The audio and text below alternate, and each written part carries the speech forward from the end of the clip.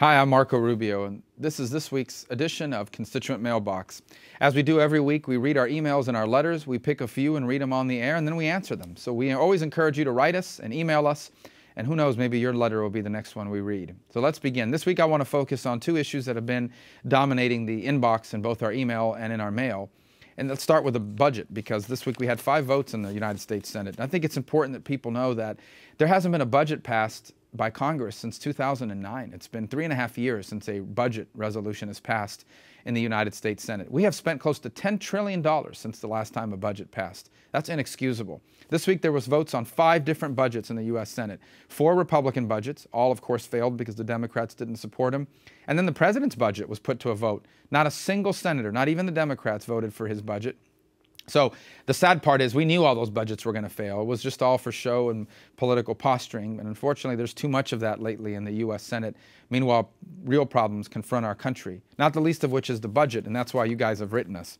Our first letter is from Andres in Miami, Florida. He writes, "The plan proposed by Republicans in the House is not representative of the whole that makes the U.S. It is a botched attempt to fix an issue that requires more sacrifice from all rather than just from the middle class. Say no to the Ryan budget plan." The next letter is from Michael in Pensacola, who writes, "No one gets 100% in a democracy. The right needs to stop acting as a dictatorship and compromise on these budget issues. Work together, give a little, and demand a little. If we don't, we and our kids are doomed for sure. We must stop this." And the last letter is from John in Titusville. He writes, "We must have a balanced budget today. Every $100 in debt adds $3 to annual spending for years. As an SSA recipient, I must receive less, as well as less coverage with Medicare. No, I can't really afford this, but it's absolutely necessary." That's John's letter from Titusville. Well, Andres, Michael, and John, let me make a few things clear. First of all, both chambers are responsible for a budget. The House starts the budget process, and the House, under the leadership of Republicans and Paul Ryan, has offered a budget. Now, a lot of our writers don't like the Ryan budget and have disagreed with it, and you have the right to disagree with it, but at least he produced a budget. There is no counterpart to the Ryan budget. The Democrats run the United States Senate. They have not produced a budget. We need to understand that. You can't compromise if the other side doesn't have an offer. How do you compromise with the other side if they're not making an offer to you? And that's the fundamental problem we have. If you don't like the Ryan budget, fine. Which budget do you like, is my question to those who write in or call in objecting to the Ryan budget. And that's a fair question, because you don't have to like the Ryan budget. But what's your proposal? And unfortunately, we haven't had a proposal from Senate Democrats. We did get a proposal from the president, but it wasn't a serious budget proposal. After all, not even the Democrats voted for it. As I pointed out earlier in this broadcast, every single member of the Senate, including every single Democrat, voted against the president's budget. So the sad part about it is that Paul Ryan's budget may not be perfect, and you may not like it, but it's the only budget that's out there. No one else has stepped up and offered an alternative from the Democratic side. Listen, I think I understand about budget compromise. I was in the state legislature for 9 years. 2 of those years in Florida, I was the Speaker of the House. And the Constitution required us to have a budget. We couldn't go home until we passed a budget. And yes, it required compromise. Compromise with the Democrats, compromised with the Senate, compromise with the governor. But we got it done every single year. It wasn't always easy. Sometimes it was painful. Oftentimes it was conflictive, but we got it done.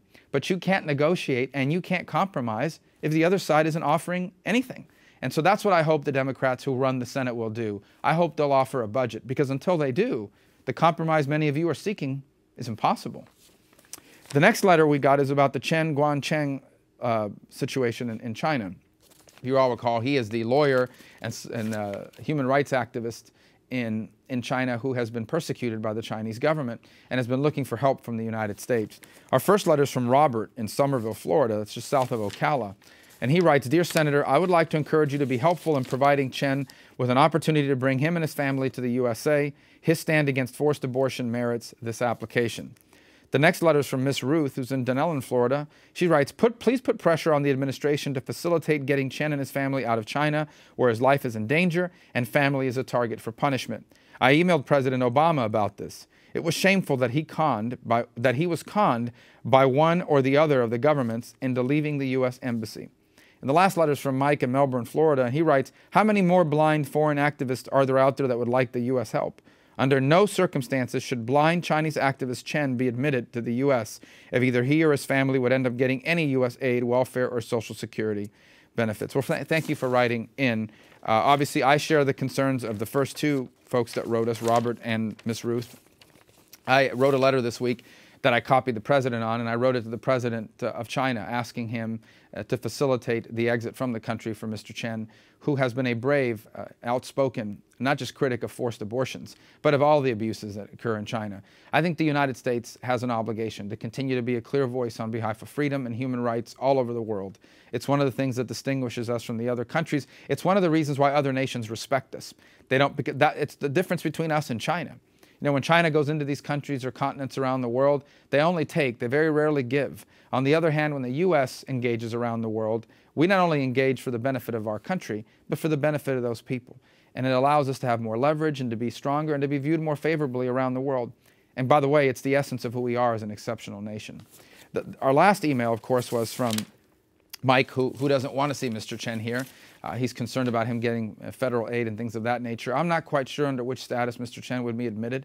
My understanding is that one university has invited him to come as a guest lecturer, and in that regard he would probably get a non-immigrant visa, which would not qualify him for any federal aid. But I would just say that if Mr. Chen were able to come here, he's one person in his family, it wouldn't make much of a dent, or we wouldn't notice it at all. I doubt very seriously he would need any sort of federal assistance. I do think he could speak more clearly and openly about what's happening in China, and I think that's important.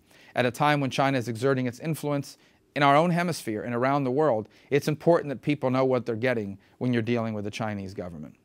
Well, thank you all for emailing us and writing us. As I said, your input is important to us. Every single week we sit down and read over the mail and email report to see what folks are worried about and what their opinions are. It influences how we vote and how we behave and on the issues that we focus on.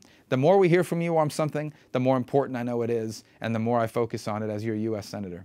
As always, let me just say, as I always try to, that it's a privilege and an honor and really a blessing to serve you here in Washington as your United States Senator. I want to thank all of you for your encouragement and your support, for your input, for your criticisms, for all of these things that you give us. It makes us, I think, better in terms of the role that we play. Keep writing us, keep emailing us, because you never know. Maybe next week it'll be your email or letter that we're reading on the air. Until then, thank you so much. May God continue to bless the state of Florida. May God continue to bless each of you. And may God always bless our great country, the United States of America. Thank you.